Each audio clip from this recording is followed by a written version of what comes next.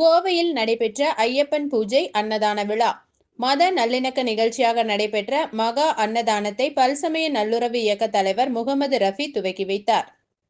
கோவை ஸ்ரீ பம்பா வாசா ஐயப்ப பக்தர்கள் சார்பாக 20ஆம் ஆண்டு ஐயப்ப பூஜை மற்றும் அன்னதானம் வழங்கும் விழா சாய்பாபா காலனி கே புதூர் ஸ்ரீ மகாசக்தி மாரியம்மன் கோவில் வளாகத்தில் நடைபெற்றது.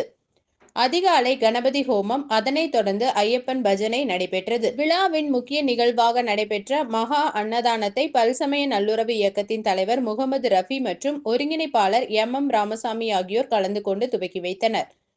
சமத்துவத்தை போற்றும் விதமாக, மத நல்லிணக்கத்தை வலியுறுத்தும் விதமாக ஐயப்பன் பூஜை அன்னதான விழாவில் அந்த பகுதியில் உள்ள இஸ்லாமியர்களும் கலந்து கொண்டனர்.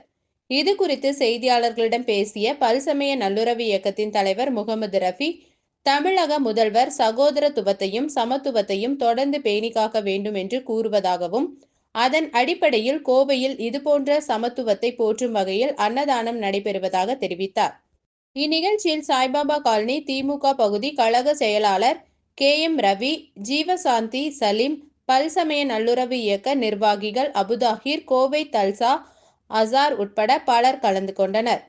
இன்று ஒரு சந்தோஷமான நாள். சாய்பாபா காலனி பகுதியிலே, கோவை மாவட்டத்திலே சாய்பாபா காலனி பகுதியிலே ஒரு சந்தோஷமான நாள். இன்று அருள்மிகு சிறு மகாசக்தி மாரியம்மன் திருக்கோவிலிலே ஸ்ரீ பம்பை வாச ஐயப்ப பக்தர்கள் கடந்த 20 ஆண்டு காலமாக தொடர்ந்து 20 ஆண்டு காலமாக அன்னதானம் வழங்கி வருகிறார்கள். நானும் இந்த நிகழ்ச்சியில் தொடர்ந்து வருடம் இந்த நிகழ்ச்சியில் கலந்து கொள்கிறேன்.